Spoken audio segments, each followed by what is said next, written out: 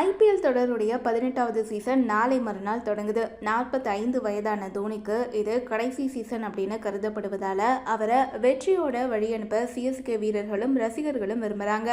IPL தொடரில் 5 முறை champion பட்டம் வென்ற சென்னை அணி 10 முறை இறுதிப் போட்டிக்கு முன்னேறியிருக்கு.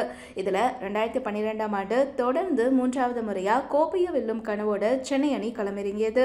சென்னையில் மே 27ஆம் தேதி நடந்த இறுதிப் போட்டியில் மைக்கேல் ஹஸ்லி 54 ரன்களும், முரளி விஜய் 42 ரன்களும், சுரேஷ் ரெய்னா 73 ரன்களும் எடுக்க சென்னை அணி 190 ரன்களை எடுத்துச்சு. இதையடுத்து 191 ரன்களை எடுத்தா வெற்றி அப்படிங்கிற இலக்கோட களமிறங்கிய கொல்கத்தா அணிக்கு கம்பீர் 2 ரன்ல அவுட் ஆனார். கம்பீர் அவுட் ஆனதால மன்வீந்தர் பிஸ்லா, காலிஸ் ஜோடி சேர்ந்தனர்.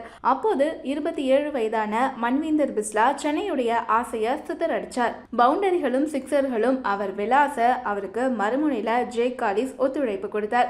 இந்த ஜோடியுடைய அதிரடியால KKR ரன் எகிரியது. சிறப்பாக ஆடிய பிஸ்லா அரை சதம் விளாசினார். கொல்கத்தா அணி 139 ரன்களை எடுத்திருந்த போது பிஸ்லா 48 பந்துகள்ல 8 பவுண்டரி 5 சிக்ஸரோட 89 ரன்கள் எடுத்த நிலையில அவுட் ஆனார். அவர் ஆட்டமிழந்த பிறகு களமிறங்கிய சுக்லா 3 ரன்ல அவுட் ஆக மறுமுனையில ஜே காலிஸ் பட்டாசா வெடிச்சார். 19வது ஓவருடைய 5வது பந்தில் ஜே காலிஸ் 69 ரன்களில் அவுட் ஆனார்.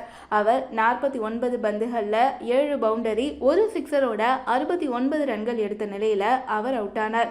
இதனால் கடைசி 7 பந்துகளில் 16 ரன்கள் வெற்றிக்கு தேவைப்பட்டுச்சு. அப்போது ஓவரை பிராவோ வீசினார். அப்போது 4 பந்துகளில் 7 ரன்கள் தேவைப்பட்ட நிலையில் மனோஜ் திவாரி பவுண்டரி விளாசினார். மீண்டும் மனோஜ் திவாரி அதே இடத்துல பவுண்டரி விளாச 2 பந்துகளை மீதம் வைத்து கொல்கத்தா அணி அபார வெற்றி பெற்றது. இந்த போட்டியில் கொல்கத்தா அணிக்காக அபாரமா ஆடி 89 ரன்களை விளாசிய பிஸ்லா ஆட்ட நாயகன் விருது வாங்கினார். அந்த போட்டியில் தனியாளா போராடிய பிஸ்லா அந்த நாள் சென்னை ரசிகர்களுடைய தூக்கத்தை கெடுத்தார். கொல்கத்தா நைட் ரைடர்ஸ் அணி சென்னை மைதானத்தில் இதுவரைக்கும் 2 முறை இறுதிப் போட்டியில் விளையாடி 2 போட்டிகளையும் வெற்றி பெற்றிருக்காங்க. கடந்த ஆண்டு நடந்த இறுதிப் போட்டியிலும் கொல்கத்தா அணி அபார வெற்றி பெற்றது அப்படிங்கிறது குறிப்பிடத்தக்கது.